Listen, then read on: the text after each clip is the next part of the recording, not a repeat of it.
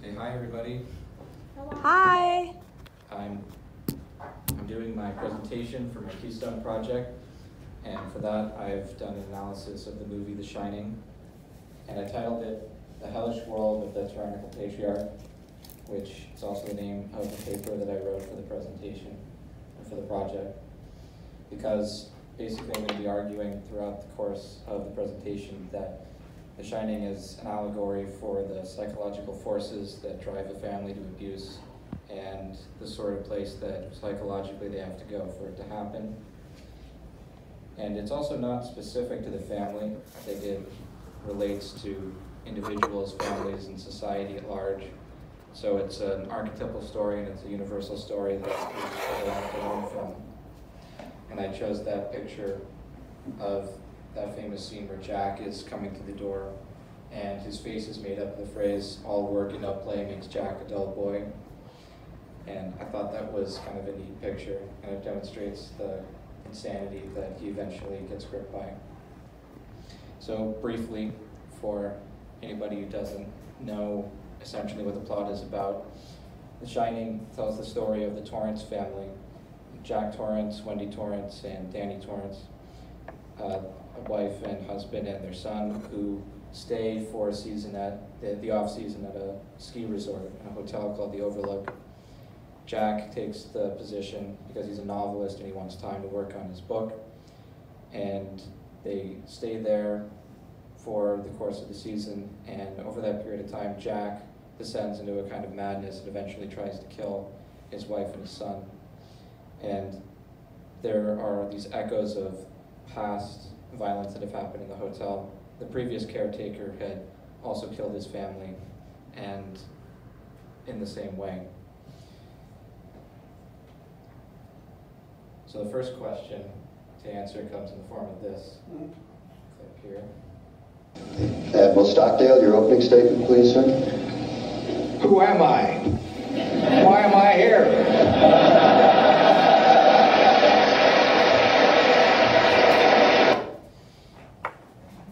So I was just talking briefly about who I am and what it is that I'm doing, but the question about why it is that it's useful to analyze a movie like this that's now 38 years old and has so much extensive literature already surrounding it is important.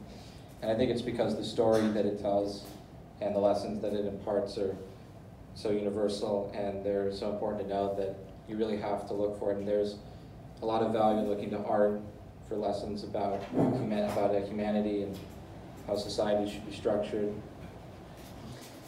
And in this case, the story stacks on top of itself at these different levels. You can see it as representative of the sorts of things that drive individuals to pathology or societies and families.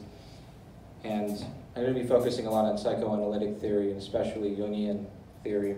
And Carl Jung, was one of the first great psychoanalysts, and he was a student of Freud, and he believed that art could be likened in some sense to a dream, and he really believed strongly in the concept of dream interpretation. So there are these lessons you can extract out of the dreamlike visions that an artist has when he creates a story that are relevant to real life, because they're representative of these forces that are constantly at work in the human collective psyche.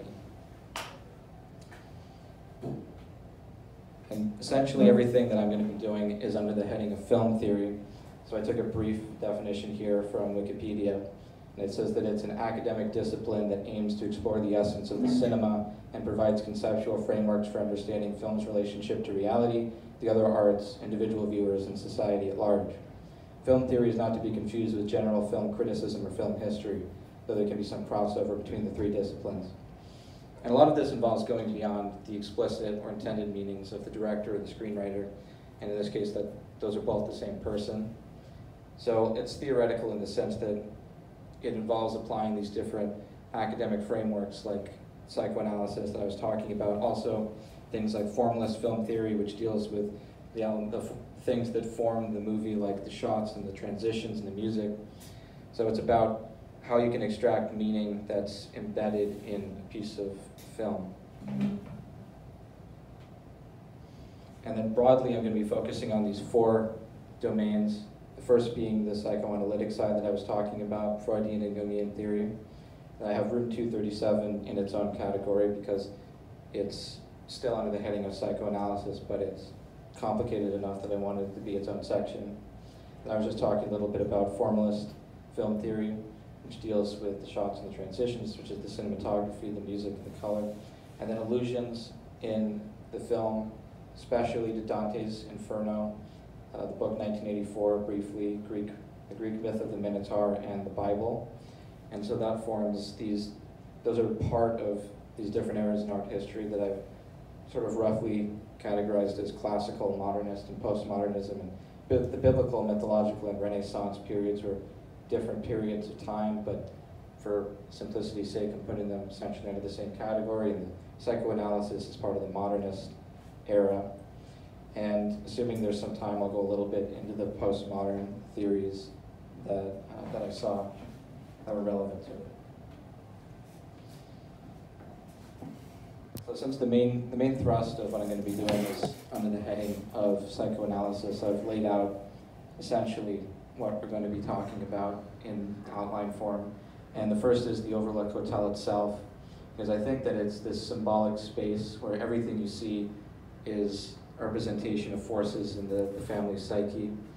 And it's sort of like a dream or a nightmare. It's a little bit jumbled and confused, and you can extract meaning out of it, but it takes a little bit of effort. And then Jack, who I think you see him as, I can see him as a symbol for the psychological state that a person has to be in to become a tyrant, and how that force can be at play in many different levels of society, but specifically in this case within the family. So in that sense, I see that his descent into madness throughout the course of the film is actually revealing these different levels of his psyche, and that is related to this concept of the devil with three faces, which I'll talk about in great detail later on. That's an allusion to Dante's Inferno. And then the spirits at the Overlook are, in one part, projections of the different characters' fears and desires, and they're also about these forces that are in the family's unconscious. And then finally, the picture that you see at the end of the film has to do with this undercurrent and this idea that there's a cycle of abuse going on in the Torrance family, and the idea that it recurs over and over again. First part of this that's important to understand is the concept of denial, which was a Freudian idea. It was a defense mechanism that he theorized people would employ when they're dealing with something that's too difficult for them to handle. And we typically think of that as being relevant to the stages of grief. When somebody close to you dies, one of the first things that happens is you're sent into a state of shock and refuse to accept what's going on. But it's also very common that happens to people who are subjected to domestic abuse, and especially if they don't have the character to resist, they tend to deny that it's even going on in the first place. And we can see that, I think, really strongly in Wendy's interactions with Jack. So I have a few clips that demonstrate the different parts of the movie where you can see it most strongly. I'll come back later on with a couple of sandwiches for you, and maybe you'll let me read something then. Wendy, let me explain something to you. Whenever you come in here and interrupt me, you're breaking my concentration. You're distracting me, and it will then take your time to get back to where I was. Understand? Yeah. Fine. And we're gonna make a new rule. Whenever I'm in here, you hear me typing. Whether you don't hear me typing, what the fuck you hear me doing in here, when I'm in here, that means that I am working. That means don't come in. How do you think you can handle that? Yeah. Fine. Why don't you start right now and get the fuck out of here? Okay.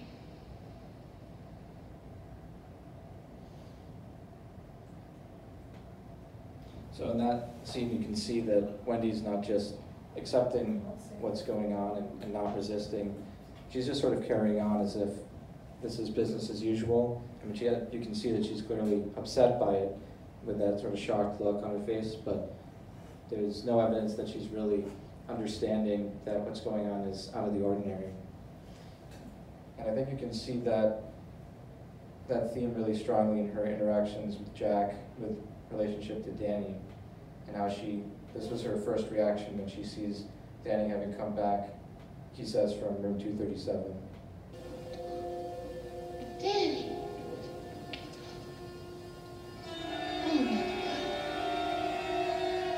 Danny, what happened to your neck? Danny, what happened to your neck? Huh?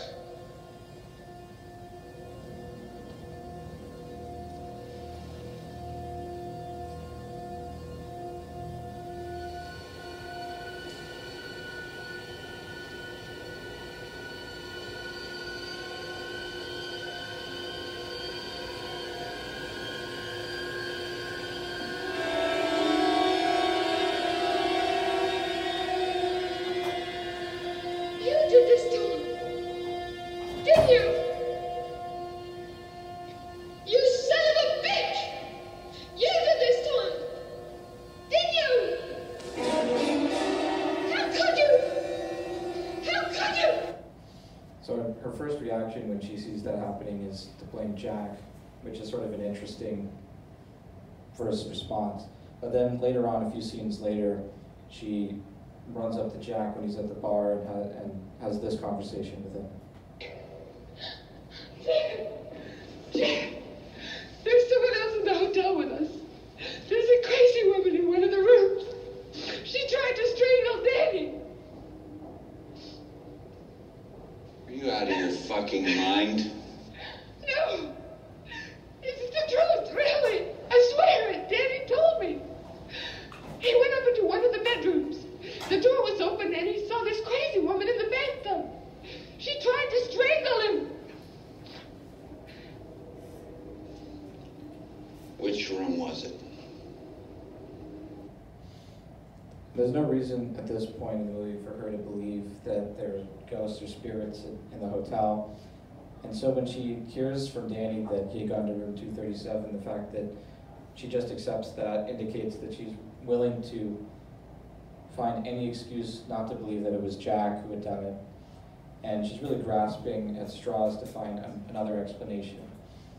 And you can, and that theme gets carried out throughout the rest of the film, but also into her reaction when Jack comes back from having gone to room 237.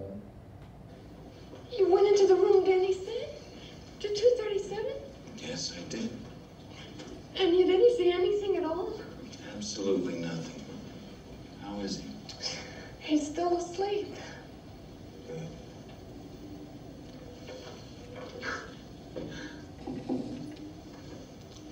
I'm sure he'll be himself again in the morning. Well, are you sure it was the right room?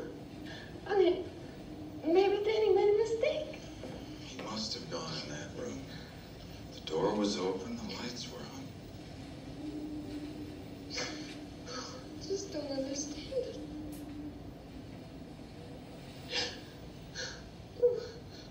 What about those bruises on his neck? Somebody did that to him.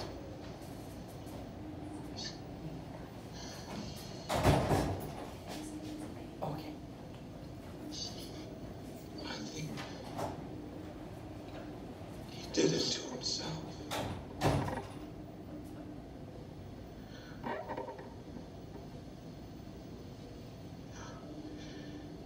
That's not possible.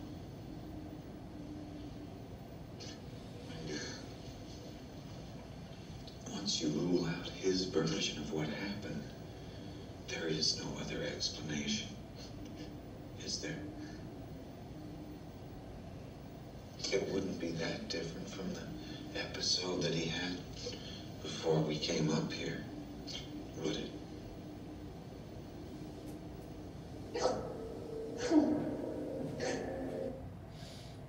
Okay, and then when Jack tells Wendy that he had gone into room 237 and hadn't found anything, her first response was to ask him if he got into the right room, which is just another indication of how willing she is to find any other explanation other than the obvious one.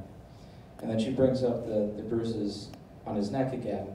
And if you read the dimensions of them are such that the idea that he strangled himself is pretty palpably absurd.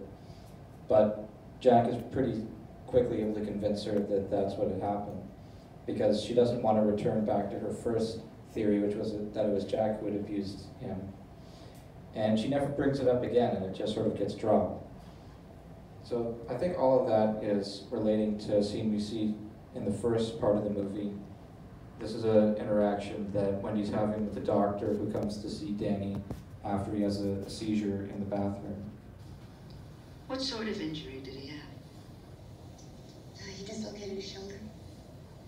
How did he manage to do that?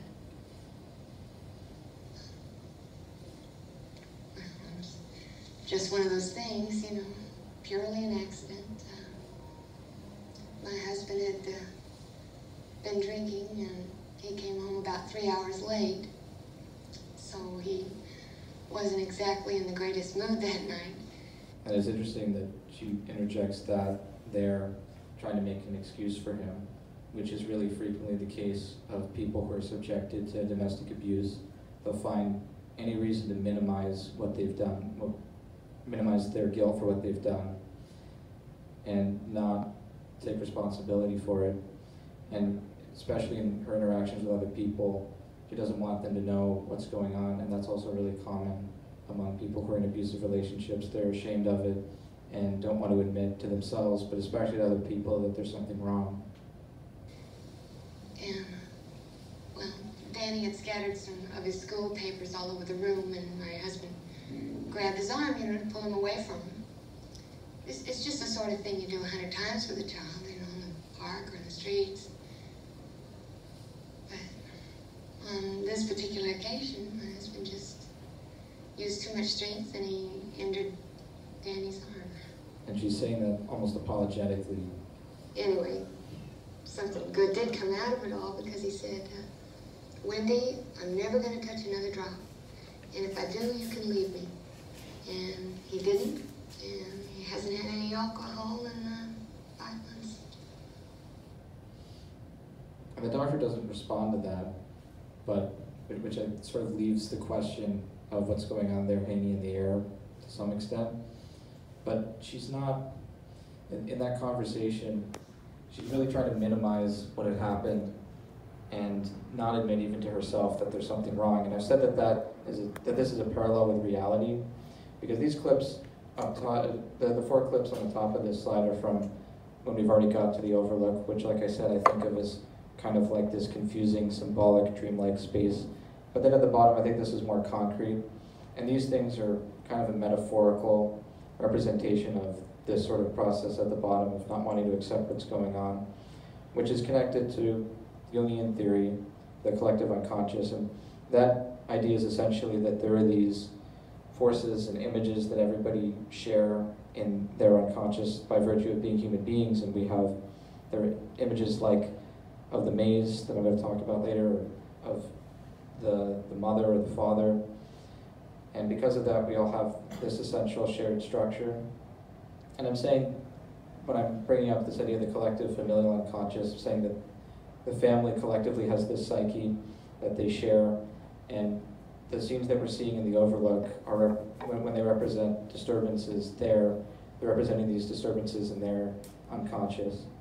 And so you can see these as underpinning, in some sense, the sort of process that leads to this conversation with the doctor at the bottom. And that reminded me of a book that I was reading at the same time. I was reading The Gulag Archipelago by Alexander Solzhenitsyn, which is a history of the Soviet legal system and the development of the Gulag labor camps from Lenin all the way through Khrushchev. And it struck this idea of denial and not wanting to accept that things had gone terribly wrong really struck me because of a specific section that I'd been reading at the same time. So that the Soviet Union became, in that book, Solzhenitsyn describes the process by which they became a tyranny. And I thought these images that you can see them venerating Stalin and Lenin and the Red Army are really striking in that context because they were both mass murderers. And it's not the sort of thing that evokes a really strong reaction nowadays, as not the same sort of reaction as if you were to show Nazi propaganda, for example, but it's the same sort of thing. It begs the question of how a whole culture and society could get to the point where they're placing all of their faith in one person, who, even to the point where past which he becomes a tyrant. And the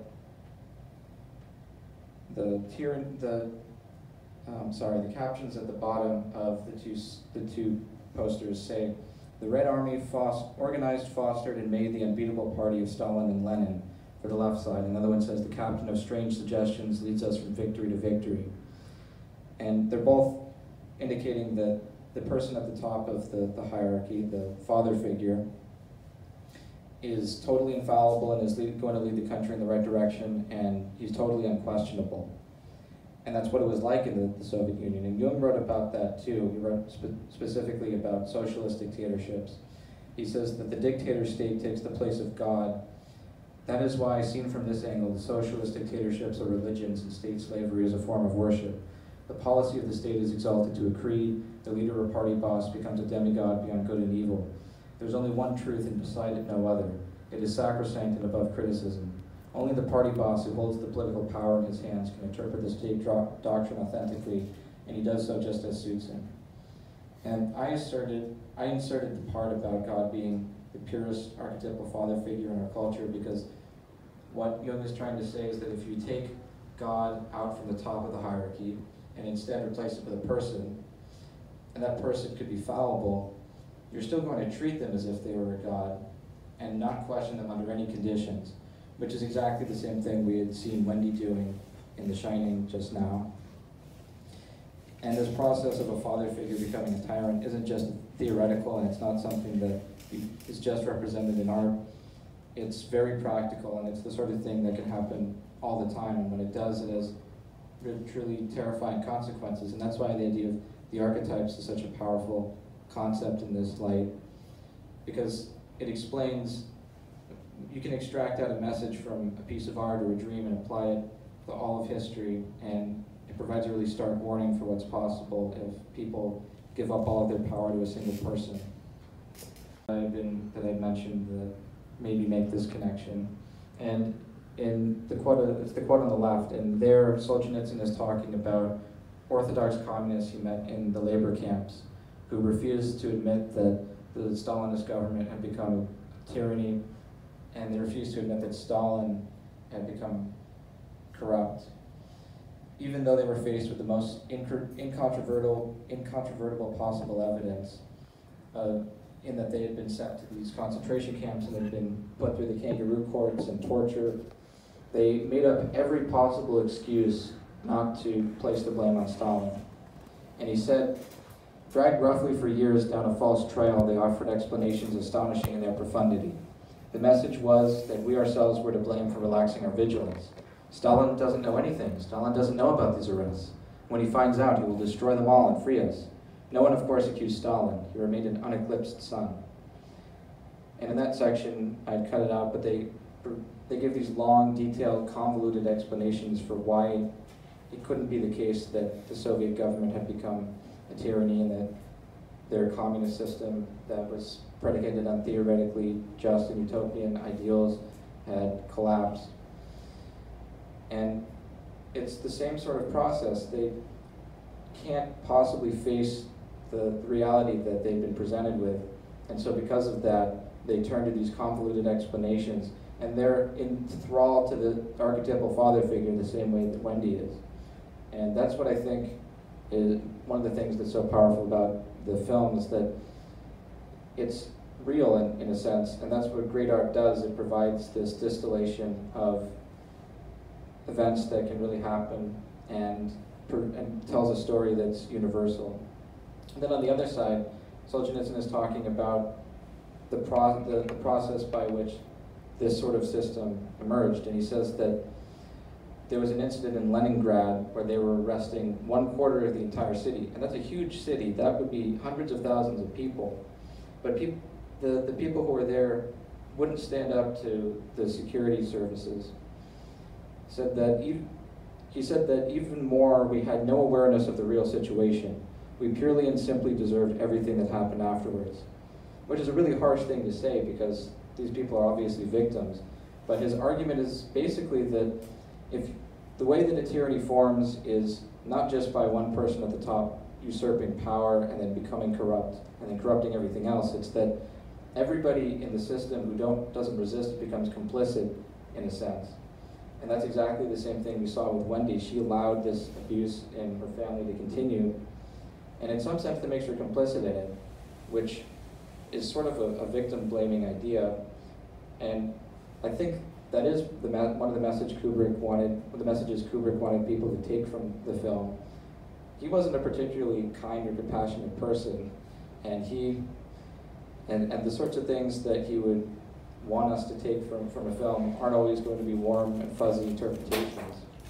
But it's really important to know because it means that people, if they want to prevent this tyranny from happening and want to prevent hell from emerging like this, they have a responsibility to stand up to it, even if it's a great personal cost to them.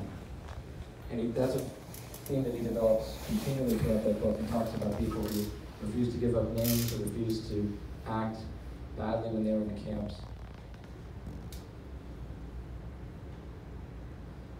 And then that leads us into this theme of abuse, this subtext of sexual abuse that's going on throughout the course of the film. And I found this in an analysis done by Rob Ager, who's a film critic who's been working for a very long time. He's been studying The Shining for a long time, and he created a really influential blog that details his analysis of the movie. And it was really helpful to me in forming this presentation and sorting through what I thought was going on. I'm not going to go through this line by line, but his basic argument is that that Jack is sexually abusing Danny. And as evidence for that, he shows first this scene towards the end of the film where there's this person in a bear costume giving fellatio to this man. And there are these two spirits that had been in the hotel earlier, and you see this sort of ghostly reflection of them towards the end of the film. But that connects to the teddy bear that Danny was sleeping on in the beginning of the movie where he's talking to the doctor. And so there's that direct connection that leads you to think that there's something strange going on. Then there's also this magazine that Jack is holding right before he goes into his job interview. And one of the titles here, the headline says, "Incest, Why Parents Sleep with Their Children." And finally, there's this interaction that Danny has with the doctor right after he's had a seizure. And he says, "Tony is a little boy that lives in my mouth." Doctor, if you were to open your mouth, could I see Tony? Danny, no. Doctor, why not? Danny, because he hides. Doctor, where does he go? Danny, to my stomach. Doctor, does Tony ever ask you to do things? Danny, I don't want to talk about Tony anymore. And he's arguing that has a really strong sexual undertone.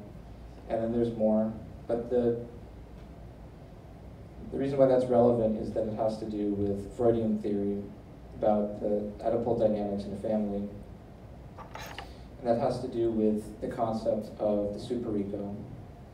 But Freud's basic thesis when he was describing the Oedipal complex, which has sort of fallen out of favor in modern psychology, but the essential ideas still hold, and they're really influential in determining the field of psychology today. But he says that a boy, when he's very young, develops these sexual feelings for his mother, but they get suppressed because he eventually learns that it's his father that has the right to a sexual relationship with his mother, and because of that he submits to his father, and he is taught the things that are taboo, that society considers taboo.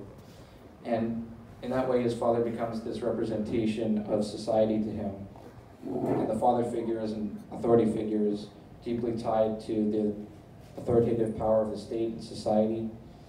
But because of that, there's this quote that I took that explains it. It says that the superego represents the introjection into the psyche of an external authority figure, especially the father or the parents in general. This thesis is consistent with what Freud theorizes in the context of his discussion of the Oedipus complex and its dissolution. So because of that, there's this father figure that a boy carries with him constantly, and it suppresses the id, which contains all the violent impulses, the sexual impulses. So this shot that describes Jack, or that shows Jack looking at the maze, was really striking to me in light of that. Because of the way the transition is done, it looks like he's looking over top at a maze where Jack, Danny, and Wendy are there. And it's really difficult to see because they're really small, but the next scene dissolves into a shot of them in the actual maze. And because of the way it's done, it looks like Jack is standing over them like a giant, or like a puppet master. And relative to them, he's enormous. And I think that's supposed to represent the hold that he has over their psyches, and this idea that the father figure in their unconsciouses has become pathologically, it's become so large and pathological that it's not functioning normally anymore. And that indicates the abusive tendencies of the family, but also the fact that Danny and Wendy constantly have to deal with this presence in their lives, and people who are trapped in an abusive relationship can feel like that. And so there's this claustrophobic element to seeing them very tiny and being controlled by a larger authority figure like that, which also relates to the connection I was making to the Soviet Union too, because if the father figure is representative in a person's unconscious of the state, then that shows you how powerful it is that when you use images like that propaganda that I was showing in the Soviet Union, because it taps into this universal feature of human psychology. And as I was looking at the concept of the maze in psychology, I came across something that Carl Jung had wrote about in his book, Man and His Symbols, where he was talking about the archetype of the maze. And he says that the maze of strange passages, chambers, and unlocked exits in the cellar recalls the old Egyptian representation of the underworld, which is a well-known symbol of the unconscious with its unknown possibilities. It also shows how one is open to other influences and one's unconscious shadow side, and how uncanny and alien elements can break in. Which is demonstrating sort of the same idea that if the maze is this representation of the psyche and the unconscious, then this image of Jack standing over the maze, and also at the end of the movie, this clip shows Jack chasing Danny through the maze. It's a really powerful and poignant image that represents the control that he has over their psyches. But also this idea about the influences in your unconscious shows that, especially if you're a boy in a family that's been abusive since he was very young, it has this profound influence on his development and his entire psyche.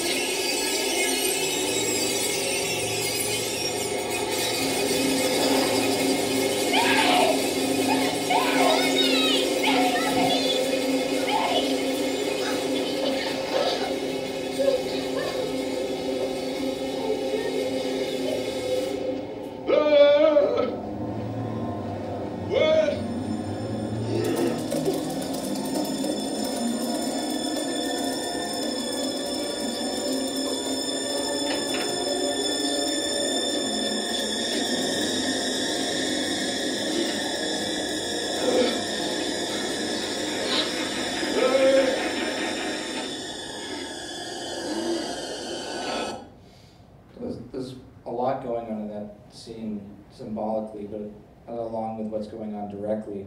And the first thing is that when Danny is leaving the maze, from the metaphorical perspective, that's indicating him being freed from his father, or at least temporarily. He's escaped from his influence on his psyche. But then there's also what Jack is doing, and he's making these strange guttural groaning noises. And I think psychologically that's talking about, it's supposed to represent this fact that he's sort of regressing throughout the course of the film, and he's now gone, you're seeing just the base part of his psyche, these animal instincts are the worst parts of him. And that's a really important thing that we'll be developing further pretty soon. But also this idea of the guttural groaning that he's making in the mazes relates to Greek mythology and the Minotaur, who is this half-man, half-bull figure in Greek mythology who demanded the sacrifice of a boy and a girl every year as tribute to prevent him from attacking the community.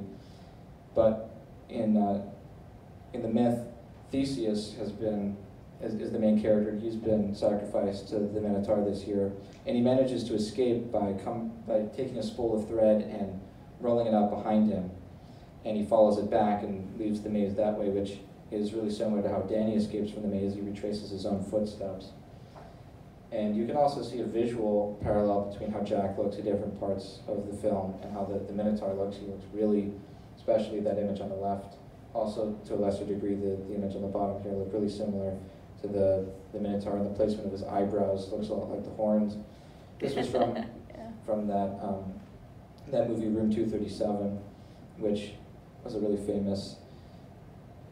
It collected these different theories about what might be going on in The Shining from different people who had watched it when it first came out. And I didn't really like it very much in general, but I thought this particular theory had a lot of merit because Kubrick was a really well-educated person, and it seems likely to me that he knew what he was doing in setting that up. And following the allusions theme, there's a lot going on in the scenes where you see the river of blood. It's a recurring motif throughout the film where you see the blood leaking out of the elevator, which was used in a lot of the promotional material for The Shining. This is the first time you see it in the film. It's about 11 minutes in. And this happens before they even get to the elevator.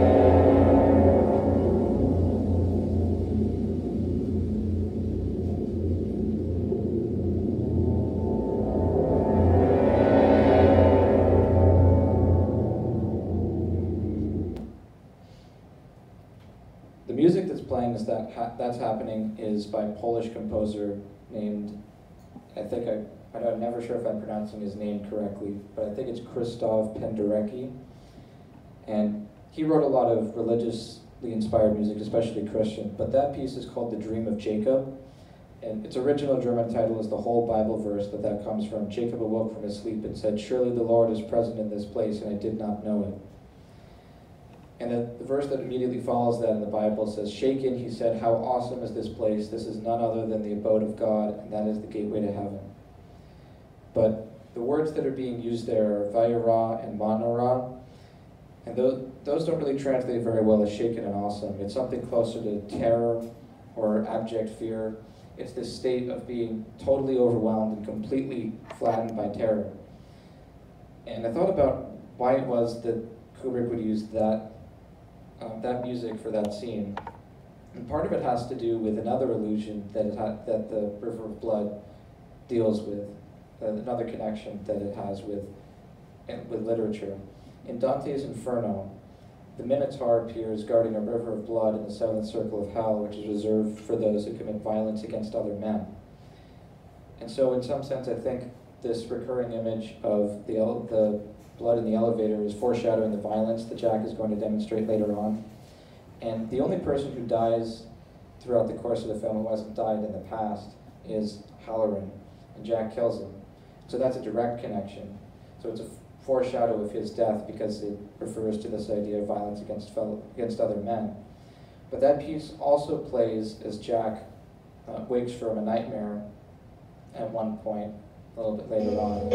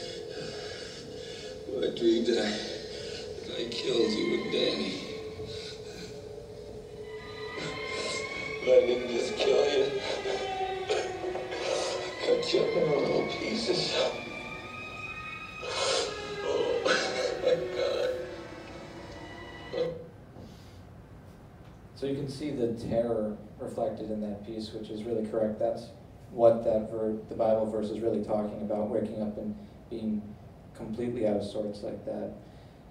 And so I think the reason why there's that musical motif connecting the two things has to do with what's going on in that scene. I mean, Jack is literally waking up, but I think it's also supposed to represent the fact that his violent instincts are waking up and developing. So the music's establishing this leitmotif related to Jack's growing violence, and you see him embodying it more and more as the film progresses. Also, obviously, the River of Blood was one of the 10 plagues that was perpetrated against Pharaoh in Egypt. And I think the reason why that connection makes sense, why I thought of it first when I saw the River of Blood, is there's that phrase that's used after every plague when Pharaoh refuses to let the Israelites go, and it says that God hardened his heart. And that has to do with the development of Jack's violence too, because as the film progresses, he becomes harsher and harsher, and he develops a harder heart and doesn't have any compassion for his own family. So there's quite a lot going on in just those couple scenes. And then also there's another level to it, which is what water and blood represent symbolically in general. Typically water is considered to be archetypally a symbol of chaos, which is what is going on in the Overlook in general, and especially with Jack's growing violence. There's this deep disturbance in the family's collective unconscious. And then blood is obviously a symbol for guilt, which Jack bears a lot of because of what he's done to his own family and what he's going to do later on. And speaking of Dante's Inferno, there's another more powerful allusion to it right at the end of the film, in the penultimate scene. You see this image of Jack frozen in the maze. He's just finished chasing Danny, and Danny's escaped, but he can't find his way out, so he dies there. And the shot is cut at about the middle of his chest, which was really interesting to me because it reminded me of something that I had just learned about Dante's Inferno, which was that in the ninth level, in the ninth circle of hell, in the top level of it, it's a lake of ice that's reserved for people who've betrayed members of their own family. And you think of the bottom, you think of hell as typically being a place of fire, and that's what Inferno means actually, but Dante considered the worst punishment that you could perpetrate on somebody at the bottom of hell to be being frozen in ice. So they can sort of move their heads up and down and left to right, but there's nothing, they can't really move, and this is reserved specifically for betrayers of their own family, but as you go deeper and deeper into hell, there are people who've betrayed other relationships that they've had. So obviously Jack's betrayed his relationship with his own family. So I have that on the left, the scene from the movie, and then on the right, the direct parallel from Inferno, and you can see, I think on the left is Virgil, on the right is Dante, because in the poem, what's going on is Virgil, who is an old Roman poet, is leading Dante, the author of the poem, through hell, and he's his guide, and he's showing him the different levels of it, which is where we get our modern concept, or the Christian modern concept of the idea of the 9 circles of hell, and the idea that the hell is this place of specific punishment for different sinners. So at the bottom I have the verses from Inferno that describes this part of hell. And I looked a little bit deeper into that theme, and I found something that really struck me about the deepest level of Dante's hell, which is where Satan is, and he's encased in a block of ice as well. But he's a 3-faced winged beast, and each face is chewing on a different person: Brutus, Cassius, and Judas. Brutus and Cassius are being punished like this because of their betrayal of Caesar and the Roman Empire, because Dante considered the betrayal of Caesar and the destruction of the Roman Empire to be one of the worst crimes that had ever been committed, because the Roman Empire was humanity's last best hope for salvation. Then obviously Judas is being punished for betraying Jesus, because he's literally betrayed God, which is a terrible betrayal. So in one sense, this is paralleling the depth of Jack's betrayal, especially the element that we were talking about earlier with the sexual abuse, because it's the worst crime you could possibly commit. And in prisons, for example, people who are marked as child abusers are typically treated the worst, and that's universal across all human cultures. It's the worst crime that anybody could possibly commit. And then also, it's interesting that Satan himself is suffering. He's not comfortable even in his own hell. And when he tries to beat his wings to escape, he just makes the ice grow, and it's worse for him. And specifically with regards to The Shining, I think what that's or the connection that I see there is that Jack is suffering in the Overlook Hotel too, even though he was its architect in some sense. And we'll see later on, there's that famous line about him being the caretaker. Even though he created this and was abusive to his own family, he's suffering. And you wouldn't consider the devil to be suffering in hell. He's supposed to be the one perpetrating it on others. But if you create an environment that's so toxic and so dangerous, even with the express purpose of hurting other people, you're going to end up suffering yourself. And I think psychologically that's the case. You can see that reflected, for example, in the recent shooting in Parkland in Florida. The person who did it obviously turned the building literally he was in into a war zone and a place of mass terror, but he wasn't happy with it, and he's still suffering from terrible mental illness. So I think that's right, and what Dante was trying to tell us in that image, and what Kubrick was trying to do in evoking that image, is really powerful and important. I used that model of the devil having three faces to explore this idea that we see three levels of Jack's psyche throughout the course of the film. So and these are all different parts of his psyche from the Jungian perspective. The first one being the idea of the persona. Jung developed the idea of the persona first in 2 essays on analytical psychology. And he says that there's essentially that the persona is this mask that we present to other people because we think it's what they want us to do. It is a relatively suitable kind of mask which, on the one hand, is calculated to make a definite impression upon others, while on the other it cloaks the true nature of the individual. That the latter function is superfluous could be maintained only by the man who is so identified with his persona that he no longer knows himself, while the former could be regarded as unnecessary only by the man who is almost wholly unconscious of the real nature of the fellow men. Society expects, and indeed must expect, that every individual should play the role assigned to him as completely as possible. What that means is that when we deal with different people, we're projecting a different part of ourselves to them. If you're talking with your employer, for example, you're going to be a very different person than if you're talking with your friends. So you can, even though that language is a little bit confusing, I think it's pretty obvious once you start to understand what he's talking about. It just means that in order for us to function in society, we have to play the part that others are giving to us. And if we don't do that, nothing works, because if you're a priest who refuses to be kind to people, you're not going to last very long as a priest, and other people aren't going to tolerate you. But when it comes to dealing with people who are abusive, the persona can be used to mask their abusiveness and to project a face other than the one that they have at home. And so specifically with regards to Jack, I think we see that most strongly in his interview with Ullman at the beginning, because he really wants to make a good impression on his potential employer, and he wants to make sure that he has no idea about the sort of person he really is. Well, my predecessor in this job hired a man named Charles Grady as the winter caretaker. And he came up here with his wife and 2 little girls, I think about 8 and 10. And he had a good employment record, good references. And from what I've been told, I mean, he seemed like a completely normal individual. But at some point during the winter, he must have suffered some kind of a complete mental breakdown. He ran amok and killed his family with an axe. Stacked them neatly in one of the rooms of the West Wing, and then he put both barrels of a shotgun in his mouth. Police, they thought that it was what the old-timers used to call cabin fever. Kind of claustrophobic reaction which can occur when people are shut in together over long periods of time. Well, that is quite a story. Yeah, it is. Oh, it's still hard for me to believe it actually happened here. But it did.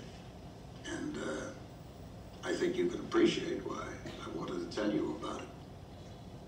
I certainly can, and I also understand why your people in Denver left it for you to tell me.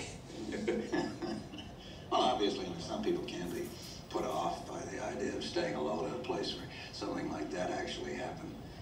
Well, you can rest assured, Mr. Ullman, that's not going to happen with me.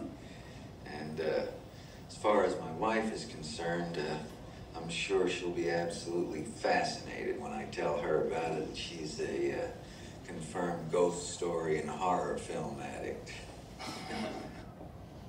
So Drake is portraying himself as this family man here who's pretty benign and would have no problem staying with his family throughout the course of a whole season at the Overlook. And he's being the sort of person that he thinks Ullman wants him to be. And it's really interesting to me that he's portraying himself specifically as a family man in this scene, because later on you see the exact opposite of that. And we'll get into that in a minute, but you can really see him working to try and hide the sort of person he actually is. And that connects really strongly with the idea of the persona and how it would operate in an abusive family. And then in that interview, Ullman was talking about Grady. So here I'm going to be talking about what it is that the spirits mean from the perspective of this idea of repetition and the past repeating itself. On the left, this is the image of the two Grady girls that you see, that Danny sees towards the middle of the film, I think. And so I was thinking about why it might be that you see these echoes of the past repeated throughout the course of the film so much. And part of it has to do with this idea of the cycle of abuse in families. Abusive families oftentimes go through these cycles of violence and then reconciliation and then violence again, and that's part of what it's trying to say. And then also the reason why Danny is seeing this has to do with the idea of projection, which is another Freudian idea, and it's that when you are threatened so much by your own impulses or your own bad nature, you project them onto other people. So if you really wanted to hurt somebody, if you had a lot of repressed rage, you might start seeing other people around you as violent. So I think what Danny's seeing here is this projection of his own fears about violence, because he's unconsciously, or maybe even sort of consciously, realizing that there's that pathological side to his own family. And one of the strongest instances of this happens towards the end of the film. It's really almost at the end, where Wendy is trying to find Jack to prevent him from hurting Danny. She's running through the Overlook, and she sees this on her way down the staircase.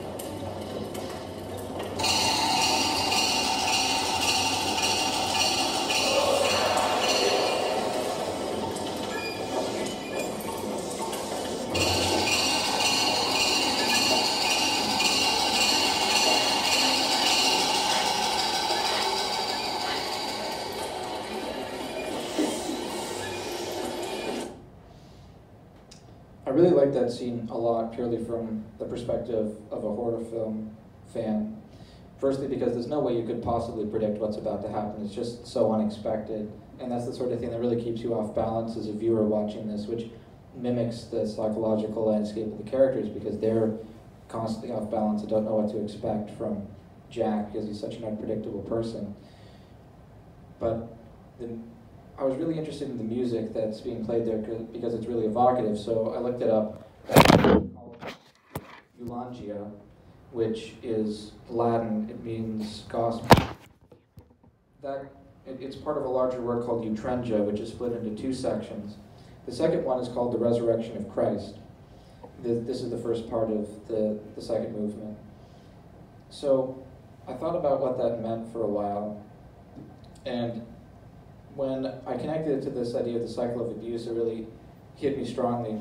I think what Kubrick was trying to do by including this piece, because he didn't really want to include a lot of music in the film to begin with, but he was sort of convinced to do it later, and he put a lot of thought into what he chose and where he put specific pieces.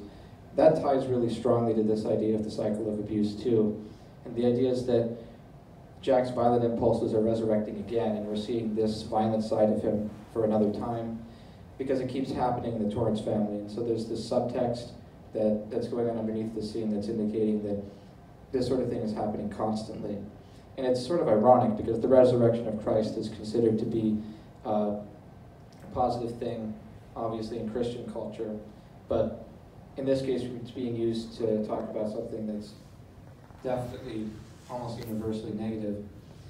And that piece is based on, this piece is based on the liturgy that's used in the Greek Orthodox Church on Easter Sunday, which is the day when Jesus was being resurrected. So the whispering you're hearing towards the middle of it, that's based on actual chanting that's used in a lot of, has been traditionally used in a lot of churches in the Greek Orthodox Church, and is still the Eastern Orthodox Church, and is still used today. And it's really striking, just as a piece of music. But you could also hear the chorus in the background really strongly. And I think that parallels the spirits that are in the Overlook, and this idea that they're speaking within the characters' minds, and especially Jack's mind. And that brings us to the idea of the mirrors and the spirits in general. And I talked about projection a little bit earlier, but I'll just read the formal definition that I found. It's a form of defense in which unwanted feelings are displaced onto another person where they appear as a threat from the external world. A common form of projection occurs when an individual threatened by his own angry feelings accuses another of harboring hostile thoughts. And there was a contemporary reviewer of The Shining who pointed out that it becomes apparent that Kubrick wants us to become mired in the maelstrom of his disintegrating sanity, talking about Jack. It has been pointed out that there's a mirror in every scene in which Jack sees a ghost, causing us to wonder whether the spirits are reflections of a tortured psyche. So you see Grady here on the left, and behind him is a mirror, and the old woman from room 237 has a mirror behind her where Jack sees her first. And Grady has this polished surface behind him of the bar. So it gives you pause and makes you think about whether or not what you're seeing is a reflection of the characters' psyches and not external ghosts, which is really strongly tied to the idea of projection, because Jack is probably doesn't want to admit all of these violent impulses that he has, and it makes sense that he'd be projecting them out into the world because he feels threatened by them. And I thought of just go back for a second. So we're going to be talking about Grady, Lloyd, and the woman in room 237 next. First with Lloyd. I think Lloyd is the first part of Jack's shadow. He's the first half of it. And I made reference to that a little bit earlier, but here's the actual definition from Man and His Symbols. Jung says, sometimes, though not often, an individual feels impelled to live out the worst side of his nature and to repress his better side. In such cases, the shadow appears as a positive figure in his dreams. But to a person who lives out his natural emotions and feelings, the shadow may appear as a cold and negative intellectual. It then personifies poisonous judgments and negative thoughts that have been held back. So whatever form it takes, the function of the shadow is to represent the opposite side of the ego and to embody just those qualities that one dislikes most in other people. So, like Jung is talking about there, the shadow isn't necessarily universally negative, but it represents all of these parts of yourself that you don't want to admit are part of your psyche, and in that sense, it's sort of like Freud's idea of the id. But I really was struck by the part where he describes it as a cold and negative intellectual. Firstly, because a lot of the contemporary reviewers of The Shining called it cold and frightening. That was pretty universal across all of the reviews, and it is. It has this sort of detached feeling. But especially Lloyd, his interactions with Jack have this really strange, emotionless tone to them. So in this first clip, you're seeing Jack go into the bar for the first time, and there's a lot to talk about there and a lot going on in this small space. But firstly, notice what's going on as he meets Lloyd. How does he react to seeing him? Also, the line he's about to say here is really important.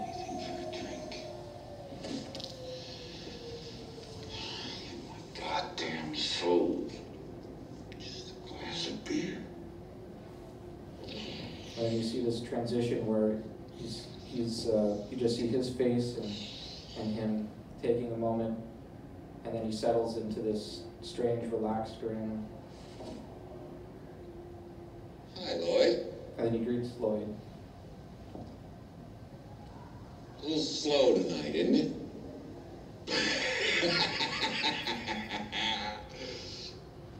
Yes, it is, Mr. Torrance. What'll it be? I I really didn't understand what was going on there for a while, and I had to look at a lot of different analysis and think through it for a long time before I figured out what was happening. The first thing that really struck me is when you start speaking to Lloyd, it's like he's talking to an old friend. He greets him by name, firstly, which shouldn't be possible because he's not supposed to know who he is. And then that line where he says that he's giving his soul for a glass of beer, that relates to the story of Faust, which is an old German story that deals with a man who sells his soul to the devil for magical powers, and then later on, in some versions, he's saved and avoids hell, and in others he's taken into hell. And that ties into this theme that we've seen from a few different directions now, where the Overlook is like hell, and we saw that with regards to the devil and Inferno. But then this is really hammering that home in from one perspective. But then also the idea that Jack is selling his soul for beer, he's making this Faustian deal to give it up, has to do, in one sense, with the idea of spirits. And there's sort of this double entendre going on. There are two sorts of spirits in the scene. One is the ones that he's drinking, and then Lloyd is a spirit as it goes. And giving up his soul to the spirits, I think, is representing the psychological aspect of alcoholism, because people who are really, truly in the depths of alcoholism are really giving themselves up to it, and they don't have a lot of free will anymore. But it's also interesting to know that that was the thing that made Jack abusive to begin with. He hurt Danny for the first time because he drank. And so it seems like for him, alcohol is releasing his shadow and putting him in dialogue with it. So his conversation with Lloyd, I think, is him talking to his shadow, and the fact that he's doing this in a way that makes it seem like he's an old friend is indicating that this process is continuous, and it constantly happens and it constantly reoccurs. So that in this next scene, there's more evidence for all of that. How are things going, Mr. Torrance? Things could be better, Lloyd. Things could be a whole lot better. I hope it's nothing serious. No. Nothing serious. Just a little problem with the old sperm bank upstairs. Nothing I can't handle, though, Lloyd. Thanks. Women. Can't live with them. Can't live without them. Words of wisdom, Lloyd. Words of wisdom.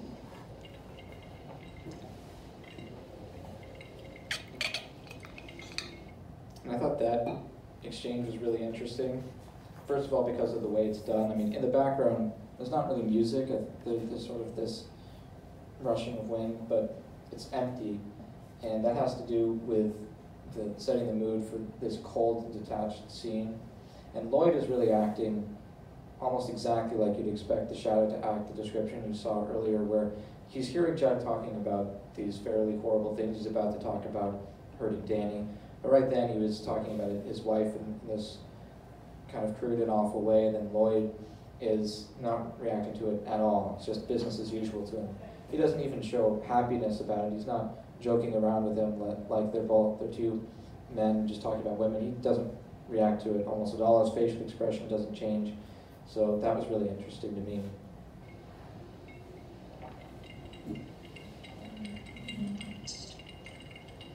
I never laid a hand on him, goddammit.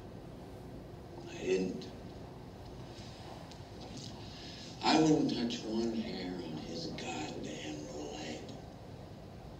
I love the little son of a bitch. I'd do anything for him. Any fucking thing for him.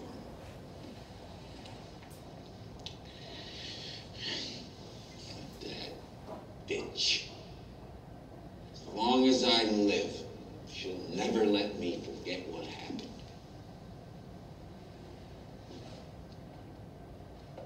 And Lloyd's still not reacting to any of that. I did hurt him once, okay? It was an accident. Completely unintentional. Could happen to anybody. 3 goddamn years ago. And that line where he talks about being 3 years ago, I saw in the analysis that I was talking about earlier with Ager, who was the one who talked about the sexual abuse that's going on in the subtext. He points out that that's different than what he said earlier, or what Wendy said earlier to the doctor. He says this is 3 years ago. The doctor, or Wendy, when she was talking to the doctor, said it was 5 months ago. And because of that, and also because of the fact that there are no names used in this scene, it's just pronouns, Ager says that what's going on is you're seeing Jack's father, and then later on when you see Grady, that's actually Grady's father. I don't think that that's exactly right, because I think it's more like what I was talking about earlier. It's the fact that this scene is sort of outside of time, and that's why Jack is talking to Lloyd like he's an old friend, and that's why the timeline is a little bit confusing. Also, he's getting drunk now and he's letting his guard down a little bit. And I think he's also indicating that this has happened multiple times. He can't even remember which time we're talking about. He's heard Danny several times, and Wendy was covering for him when she was describing it to the doctor. She didn't want to admit that it had happened before, which is just another level to the denial that she's displayed. The little fucker had thrown all my papers all over the floor. All I tried to do was blow them up. A momentary loss of muscular coordination.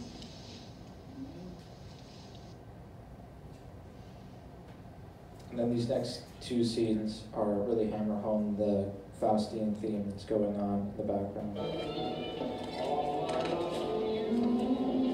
No charge to Mr. Torrance.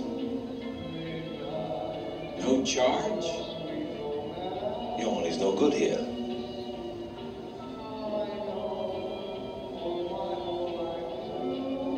Orders from the house. Orders from the house.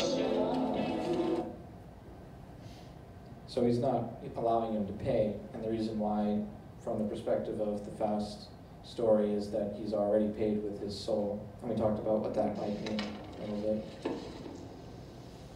And it really hammered home this interaction. It seems I'm temporarily late. How's my credit in this joint anyway? Your credit's fine, Mr. Torrance. That's swell. I like you, Lloyd.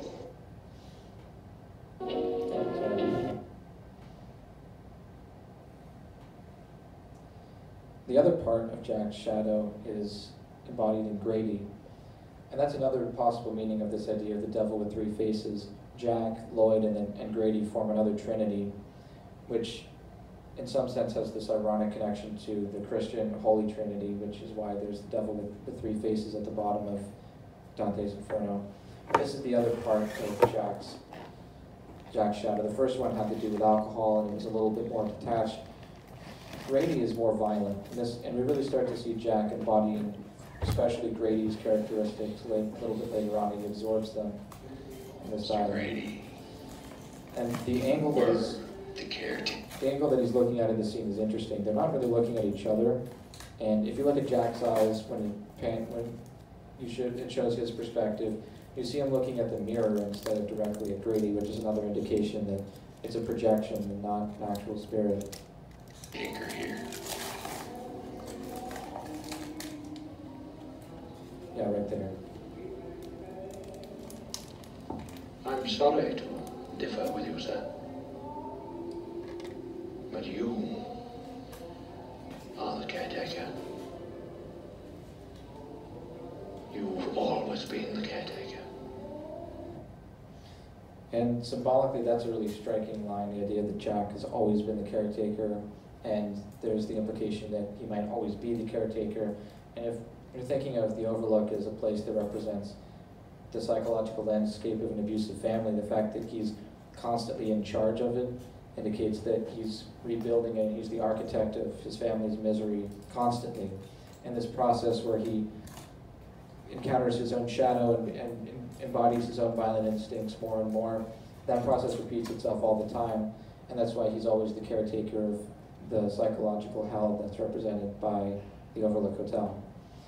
This is the part of the conversation where Grady becomes the most overtly violent, and Jack sort of absorbs that as directly afterwards in the next scene.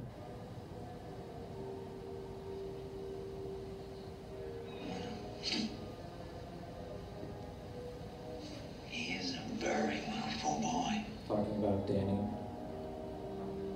Indeed he is, Mr. Torrance. A very willful boy. A rather naughty boy, if I may be so bold, sir.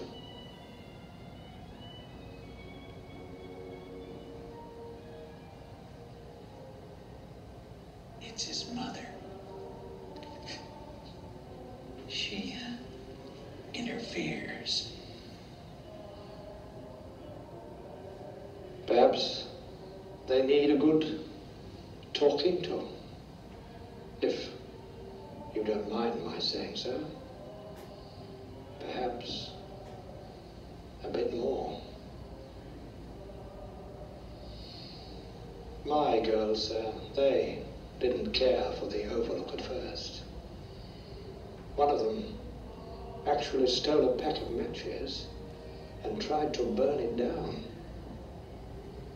But I corrected them, sir. And when my wife tried to prevent me from doing my duty, I corrected her.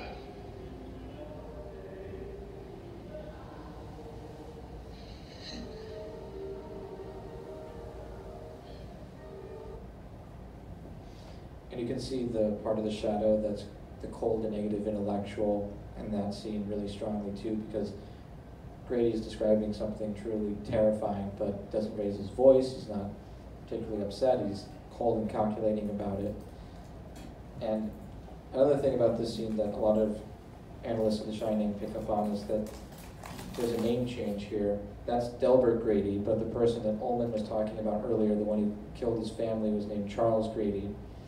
And I think the reason why they're doing that is to distinguish from the person that we're seeing there is a representation of the Charles Grady who actually existed and who had come to the hotel. That's his shadow and the worst aspects of him. And so he's independent in some sense from him because he's just a part of his psyche. And then Jack is in dialogue with this part of it, and he sees himself in this. And that's why he's projecting that part of his psyche onto Delbert Grady, onto Delbert Grady. And we see Jack really start to embody his shadow, very much on the scene where he's chasing Wendy up the staircase. This is the part where we see his true shadow, or his id, for the first time, purely in and of itself. Do you have the slightest idea what a moral and ethical principle is, do you? And that's kind of a strange line, but why is he talking about duty and honor at this point? And the psychological reason why, I think, has to do with the fact that it's the opposite of the persona he was presenting to Ullman. He's obsessed with duty as opposed to his family, whereas before he was portraying himself purely as a family man. And the persona and the shadow are typically at odds with each other. They're the opposite, because the persona represents the things we want other people to see in ourselves, and the shadow represents the things we wouldn't even want ourselves to see in ourselves. So that's why he's talking about this. Has it ever occurred to you what would happen to my future if I were to fail to live up to my responsibilities? Has it ever occurred to you? Has it? Stay away from me. Why? I just want to go back to my room. Why? And then there we see him embodying that sort of cold detachedness that you saw in Grady and Lloyd. And he's obviously being violent here, but because he's representing the shadow, he's portraying that cold and negative intellectual aspect of it again. I'm very confused. I just need a chance to think things over. You've had your whole fucking life to think things over. What good's a few minutes more gonna do you now? Stay with me. Please. Don't hurt me. I'm not gonna hurt you. Stay away from me. Wendy? Stay away. Darling, light of my life, I'm not gonna hurt you. You didn't let me finish my sentence. I said, I'm not gonna hurt you. I'm just gonna bash your brains. I'm gonna bash them right the fuck in.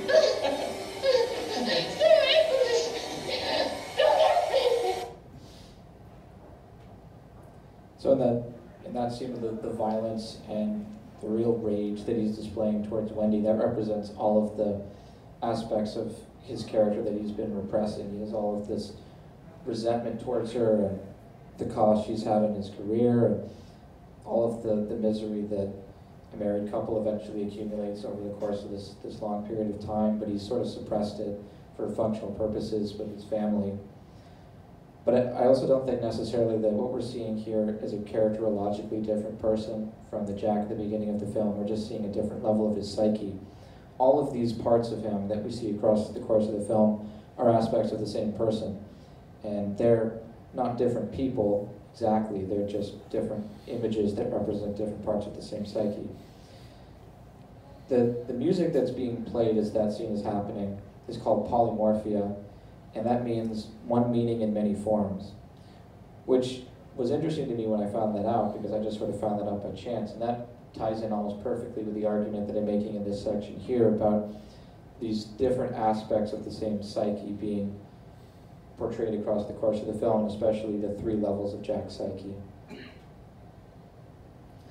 And that got me thinking with regards to creepy music. Why is it that music provokes that sort of reaction in people? And it turns out that there is actually a biological reason why that happens. And it has to do with the fact that baby birds and baby animals in general, when they cry for their parents, they use the same sort of noises that are used in horror films, these dissonant, screeching sounds that occur out of the blue. So the reason why they unsettle us is because biologically, at some point in our past, they were used to indicate that our children were in danger. And this article here specifically mentions The Shining, saying that it even made use of some animal sounds. And the thing that really ties the central theme of the movie together for me, which I think is this idea of the cycle of abuse, is the picture we see at the end, which is the first time we get an overt declaration that there's more than one Jack Torrance going on, or there's something wrong in terms of the timeline. And the date there, July 4th, I think is sort of ironic because it's Independence Day and it's indicating that Danny and Wendy are free, but the fact that he's in this picture and has been through this process before indicates that it can happen again. So it's a little bit ironic, and it's indicating that the violence we see throughout the course of The Shining is always latent, but it can come back. And I found this clip from a survivor of domestic abuse telling her story, and it demonstrates in what in real life this process would look like. What this is, the art that is The Shining is representing in terms of reality.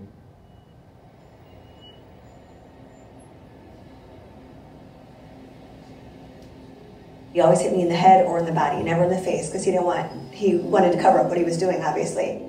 Turtlenecks are usually a surefire sign that something is going on when your face shows that. And one of the coworkers, somebody I'd only known for a month, said, "What's going on?" And I said, "Oh, I'm okay." And she pulled my turtleneck down and saw bruises on my neck. And she said, what happened to you? And I told her that, my boyfriend had beat me with a belt. He had beat me from my neck to my feet.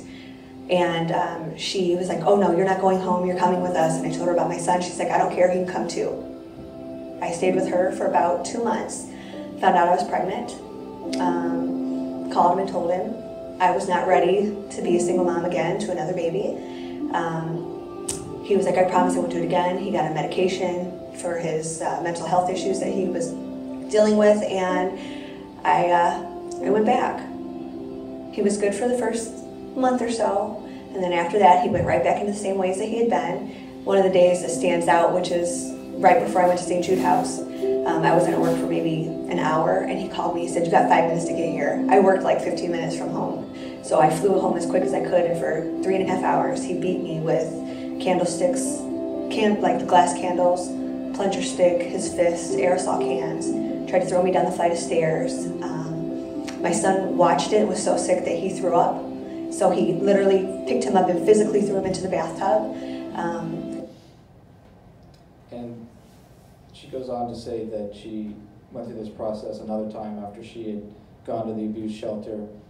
She hooked back up with her boyfriend again. And I was also especially drawn to the fact that in this story she talks about her son and how he gets caught in the middle of all of this, and he's kidnapped at one point in the story. And one of the things that I alluded to earlier is that one of the main central themes of the film that I think Kubrick really wants to hammer home to people is that, in some sense, when there are children involved, especially in this, it's not an acceptable response to just go along with what's happening. And that's the thing that this person towards the end of the clip comes to realize. She says, I can't go through this anymore because of my son. I can't go back to this person because it's just hurting him too much and I have to stand up. And it's a harsh message because it's placing a lot of the onus on the person who's obviously the victim. But like I said, Kubrick is not particularly compassionate or kind person. And the message is that the individual reluctance to stand up to tyranny or to abuse leads to eventually whole situations and other people getting caught up in it, and you need to have the courage to be able to say no and to do something about it. And so there's another part of the process by which I think Jack becomes the person who's that abusive and that violent, and it has to do with the scene in room 237, which I have both of these parts of it still in the presentation, but an original idea about what it might mean, and then later on I came to this conclusion after I'd read about the concept of the anima in Jungian psychology, because I really couldn't understand what was going on in that scene. Obviously it was symbolic, and it was really deeply symbolic, and we were supposed to think about it, but I couldn't piece together what it had to do with the rest of the movie. But I came across this quote from the Archetypes and the Collective Unconscious, where Jung says, where he's talking about the anima, which is an archetype in the male mind, men's minds, that is represented as a woman, and it has all of their feminine characteristics, things like creativity and warmth and towards family and other people. And Jung talks about what it might mean if the anima of a man is damaged or destroyed. He says, after the middle of life, however, permanent loss of the anima means a diminution of vitality, of flexibility, and of human kindness. The result, as a rule, is premature rigidity, crustiness, stereotypy, fanatical one-sidedness, obstinacy, pedantry, or else resignation, weariness, sloppiness, irresponsibility, and finally a childish petulance with a tendency to alcohol, which describes Jack pretty closely. It's almost to a T, which really struck me when I read that quote. It pulls many of the themes of the movie together. And in room 237, we see the beautiful woman that Jack embraces turning into a corpse, a rotting corpse of an old woman. And I think that's supposed to represent the loss of his anima and its destruction, which explains quite a lot. Even his repetitive writing, where he writes, all work and no play makes Jack a dull boy, on the typewriter over and over again. That's the one-sidedness, and the stereotypy means being stuck in a process over and over again and not being able to think of a new way to do something. So this is the scene from room 237.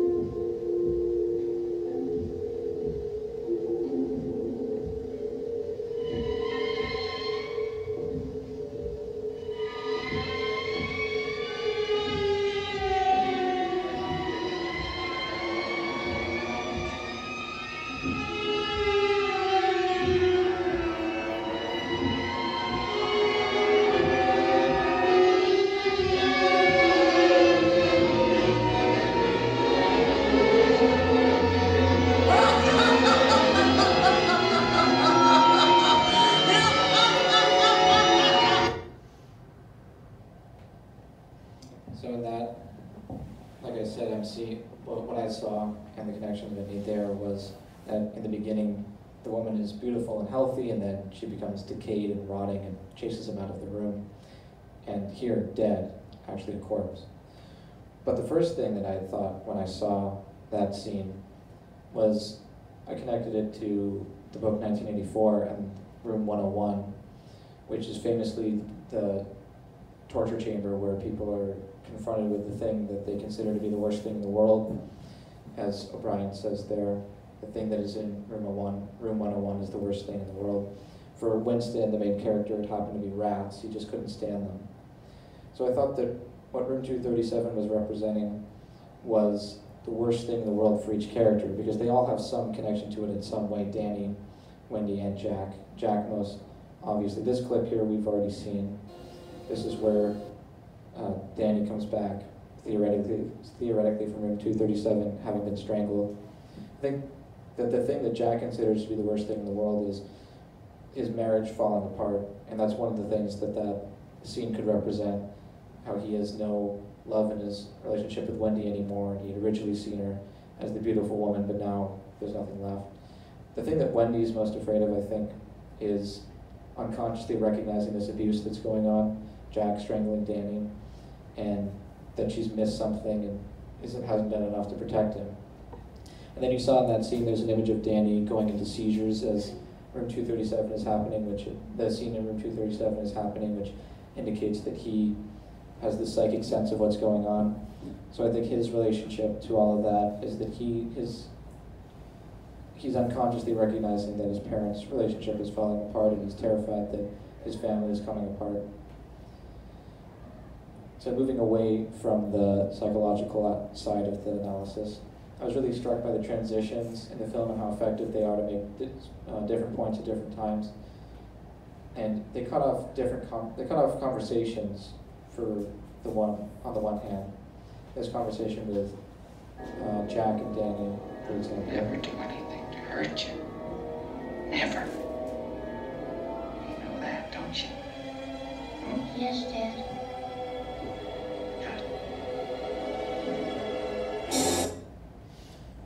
So the fact that it's cut off there and then there's the symbol crash at the end, indicates that that's not really a sufficient answer to the question, and we're going to see more of that later on, because that's obviously false, and we see that being proven false later. And then it cuts to that scene cut off, and it showed that black title card that said Wednesday, I think. And those are used really effectively to cut scenes short.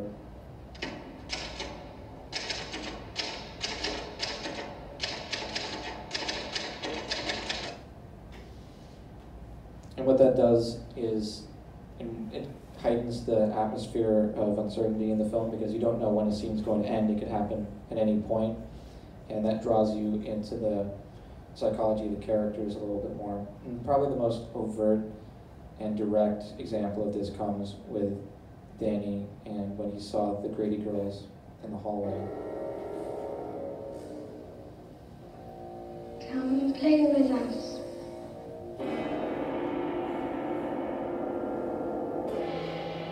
Come and play with us, Danny. Forever and ever and ever.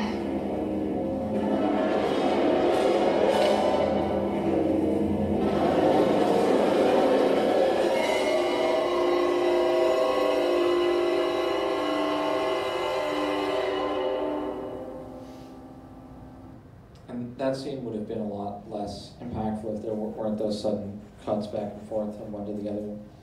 And it really does a lot to throw you off balance, and because you don't know what to expect from one scene to another, just like the characters don't know what to expect. The final part of the body of the analysis that I did has to do with postmodernism, which was this era in art and in culture that happened roughly around the middle of the last century. And in postmodern philosophy, one of the most central ideas is that there's no such thing as objective truth anymore. each person has their own subjective definitions of the world, and they see it so differently from everybody else that we can't agree really on an objective version of reality. And throughout the course of The Shining, we never really see an objective portrait of what's happening. All of this, the spirits, the ghosts, are only seen by one person at a time, like the Grady girls, and then Jack seeing the woman in room 237, although theoretically Danny sees it too, but we never know for sure whether he's seen it. And it's shown in some of the first-person point of view shots that are taken in the course of the film, like this one in particular.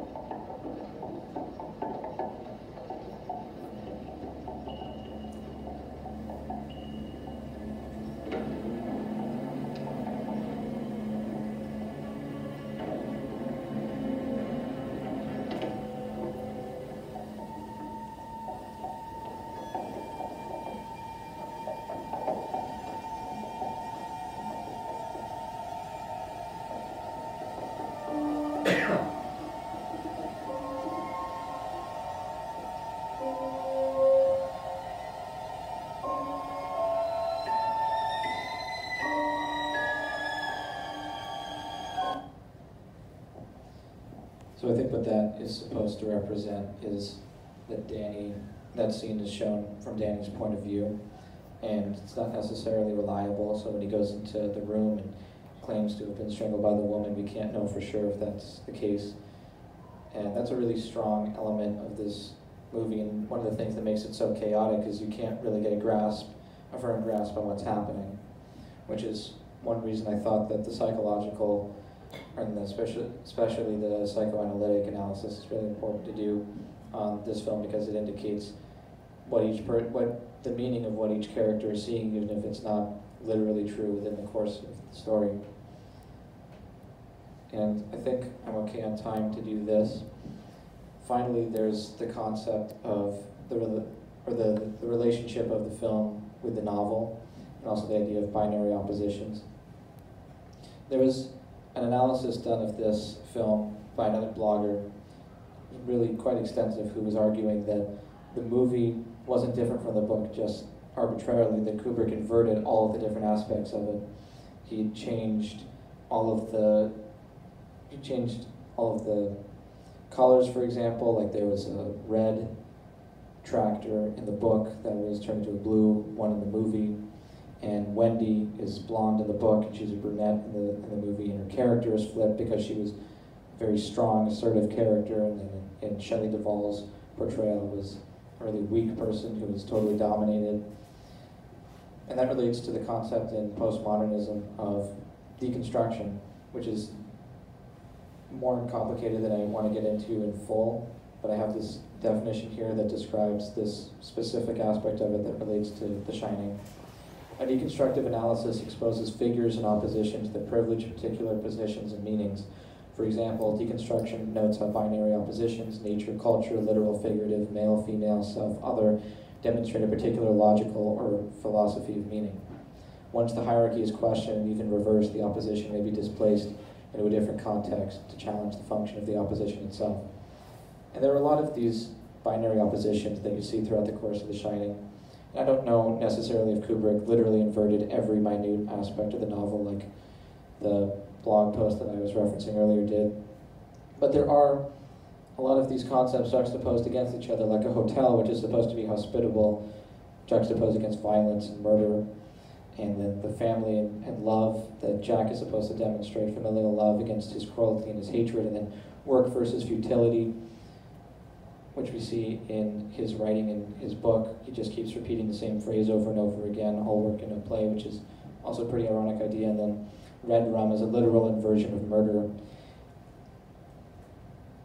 And that reminded me also a little bit of this famous quote from the absurdist philosopher Albert Camus, who said, he's talking here about, as a metaphor, Sisyphus, who is the Greek hero who's sentenced to constantly push a rock up a hill for having escaped Hades. I leave Sisyphus at the foot of the mountain. One always finds one's burden again. But Sisyphus teaches the higher fidelity that negates the gods and raises rocks. He too concludes that all is well. His universe henceforth without a master seemed to him neither sterile nor futile. Each atom of that stone, each mineral fleck of that night-filled mountain in itself forms a world. The struggle itself towards the heights is enough to fill a man's heart. One must imagine Sisyphus happy. Which really reminded me a lot of what Jack is doing when he's writing his novel. It's a really futile exercise in constant repetition. And I don't know if this was intentional on Kubrick's part, but it seems like he's parodying that, the idea that this absurdist method of existence can lead to happiness and fulfillment. So I'll just sum up broadly what I had done, what we've done so far. Talked about the presence of these different artistic elements from different eras, like the classics, the modernist era, the psychological and psychoanalytic elements, the postmodern era, with the denial of objective truth and the binary oppositions. The plot itself is deeply symbolic and archetypal, especially the hotel itself as a manifestation of the family's collective unconscious. Psychological themes like the idea of the maze and the internalization of the superego, Wendy being in denial, the possible Oedipal dynamics in the family, Jack's shadow and the different aspects of it, Room 237 and the worst thing in the world for each character, and the Anima and what the spirits could mean, the allusions to Dante's Inferno, the ninth circle of hell, and also the river of blood, but also the lake of ice, the devil with three faces that's at the bottom of Dante's Inferno, the Greek myth of the Minotaur, and finally 1984 with Room 101. And in the formalist analysis, we talked about transitions, music, and point of view. These are all of the works that I had cited for this, if you're interested in following all of those links. That's it. Thank you all for coming.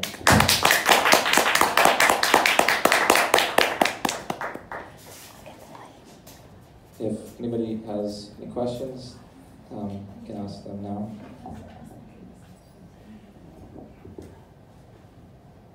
Has anybody, well, obviously can't do it with Kubrick since he's dead, but has anybody during Kubrick's lifetime and during Stephen King, what they meant when they were filming or writing respectively? I know that Kubrick at one point during a private conversation with somebody said that he thought that The Shining was basically an optimistic story because it indicated that there's life after death, that has spirits. So there's this sort of mythical or religious aspect to it that he intentionally put into it.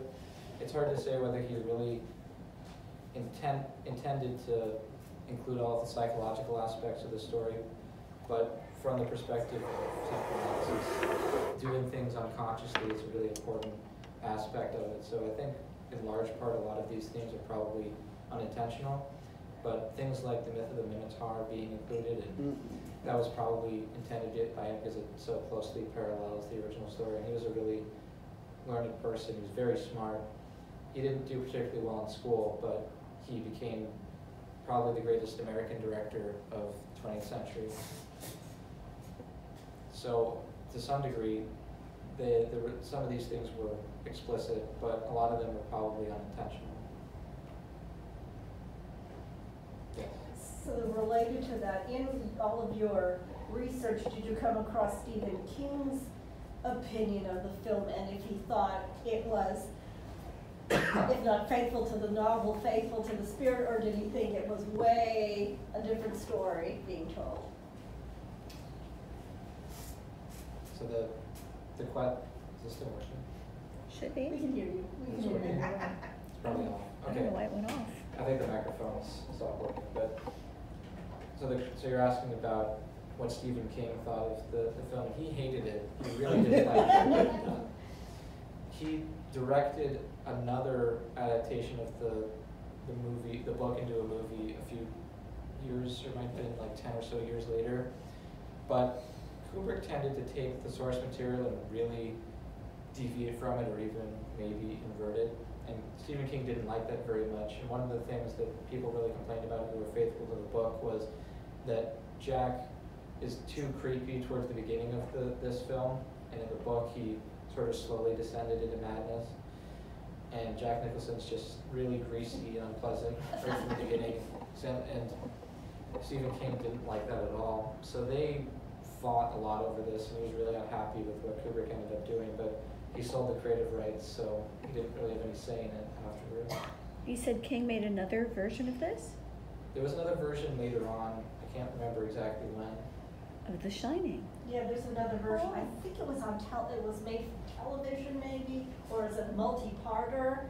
And Stephen King had a lot of input into that version. Yeah, something like that. I didn't watch it, but it was supposedly very different, yes. Jacob, did you read the book? I didn't read the book. Okay. Well, then I can't ask my second part of the question. Okay. Okay. I was a little confused about the whole thing with he's his father, or Lloyd is somebody. What was that about?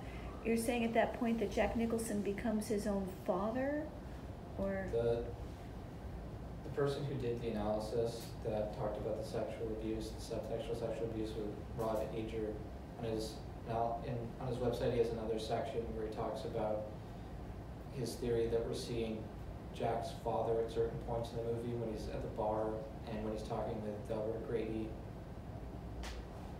Delbert Grady in the room, bathroom. He thinks that we're seeing his father, then we're seeing Grady's father, and I didn't really like that very much, but his evidence for that was, first of all, that the timeline is different. He heard Danny at a different point, and you only hear pronouns in reference to the people involved in those scenes. He refers to him as Mr. Torrance, or refers to his wife as her, and Danny as he.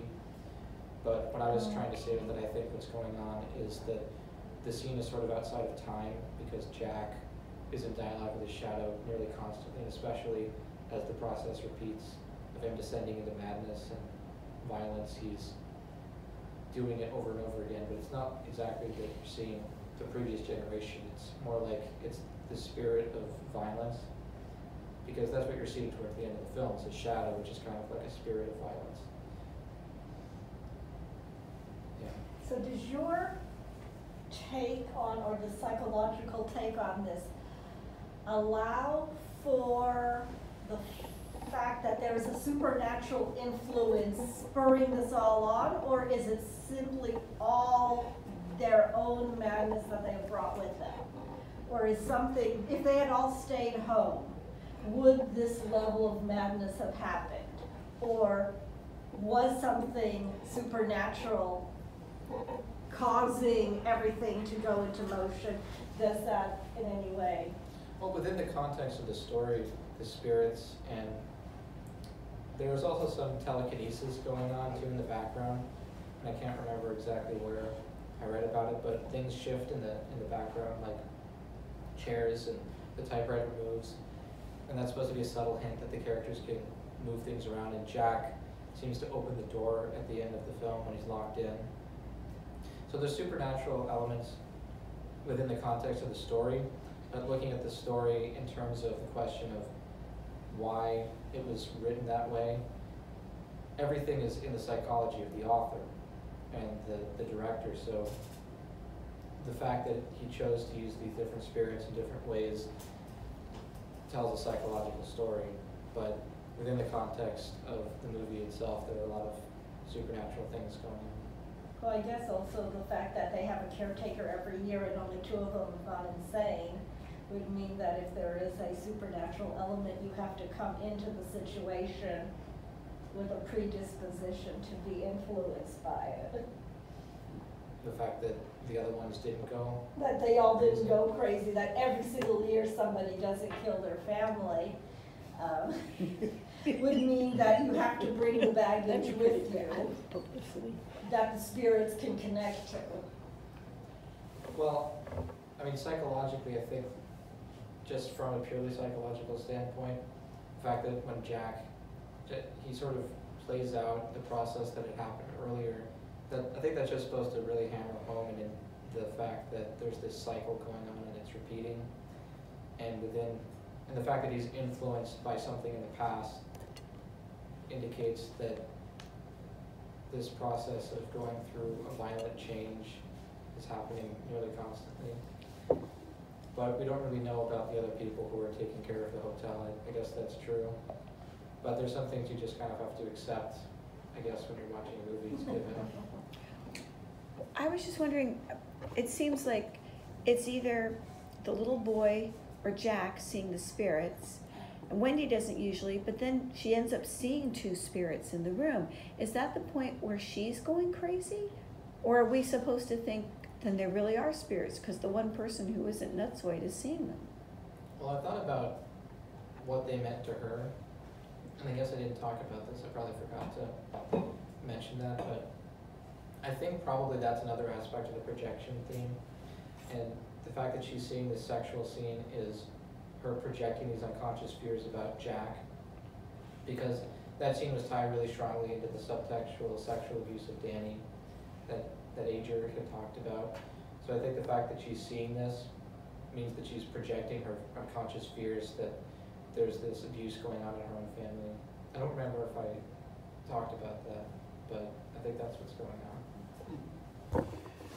Do you know if analyses of Kubrick's other films and her writings, I don't know how much he actually wrote about anything, show these psychological and symbolic elements?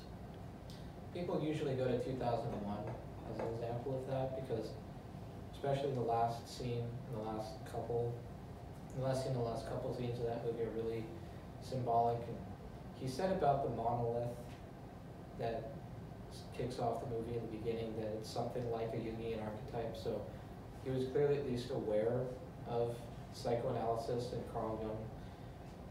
But it's hard to say whether he really embraced it. I think there have been other people who have tried to find those symbols in it, but they usually focus on movies like 2001. A Clockwork Orange has a lot of political allegories in it. It's a pretty strong political allegory, and there's a lot of symbolism, and there's been a lot written about it because it was relevant to questions about free will and what you can force people to do. And I think it was brought up around the debate after 2001, after the attacks in 2001 with regards to the torture debate in the US. It was talking about things like that and whether the state is the power to force people to think differently than they actually do, or whether we have to allow people, even who are criminals, to be free in their own minds. But he was a good artist, and I think part of what makes artists really good is not trying to force an interpretation into it, making it a little bit more open, and it's kind of like a dream. So a lot of what he did was sort of vaguely symbolic, and he probably didn't have a lot of intended meaning behind it, but there's been pages and pages written about most of his movies. The Shining especially, that really triggered people to write a lot because it was so influential, and also because it was so ambiguous. And there was a lot written, especially about the postmodern themes that I found. And if I wanted to, I could have gone down that rabbit hole. There was some written on about the scene where Jack is going up the staircase and he mentions being the caretaker and the duty. There's some Marxist analysis written about that, how it's some sort of critique of capitalism. So there's just endless amounts of interpretation of most of the movies that he's made. How long did it take you to do this project? God. It took a really long time to pull all the information together, and just to do the citations took me several hours because, wow. Well, I hate MLA citations, and it's really hard to figure out whether, when I'm looking at something like a quote from The Undiscovered Self, like right there, I got it from the website Goodreads. I didn't get it from the original source. So I can't just cite the book, I have to cite the website, but then I have to decide whether it's just a web page or whether it's a specific kind of a web page. So there are a lot of little things that went into doing it that took me forever, and I spent a lot of time playing around with the lengths of the clips and trying to get it to fit. But I don't know how much I spent working on it in total, but like more than 20 or 30 hours probably. And how many times have you watched The Shining from beginning to end? I've watched it all the way through, from beginning to end 3 times, and then I've watched the individual clips in isolation probably like 15 times.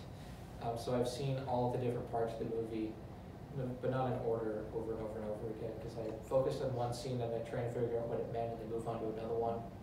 And then there are some that I didn't really touch at all, and if I wanted to expand this, I could go more into detail. There was something that I wanted to develop, and I just didn't have the time or the energy to put it in, was the number 42 keeps repeating throughout the course of this film. A lot of people who analyze it focused on that. Danny wears a t-shirt at one point that has the number 42. Summer of 42 plays on the television. 2 times 3 times 7 and room 237 equals 42. The reason why people noted that to begin with was they thought that it's evidence that Kubrick faked the moon landing. I don't remember why. What does that have to do with a moon landing? I don't. Isn't 42 the answer? Life universe and everything. So, well, the rabbit hole I was going to go down is the reason why it's used in Hitchhiker's Guide to the Galaxy is because Lewis Carroll used it in the Alice in Wonderland books. And there are all sorts of references to the number 42 there. And he was a mathematician, so he really knew what he was doing in building certain numbers into the plot.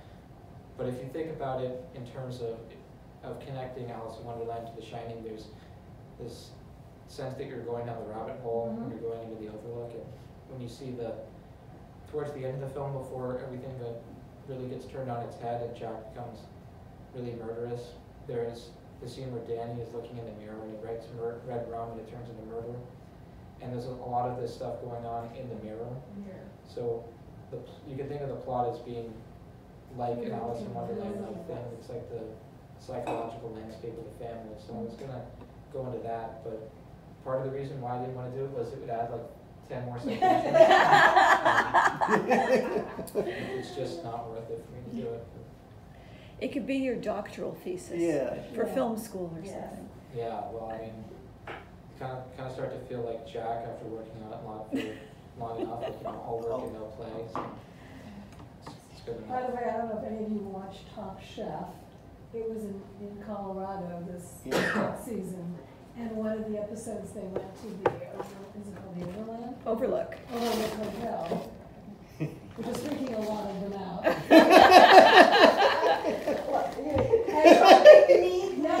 And they were like these quotes from the film. But I can't remember, but I think the challenge that week was they had to cook something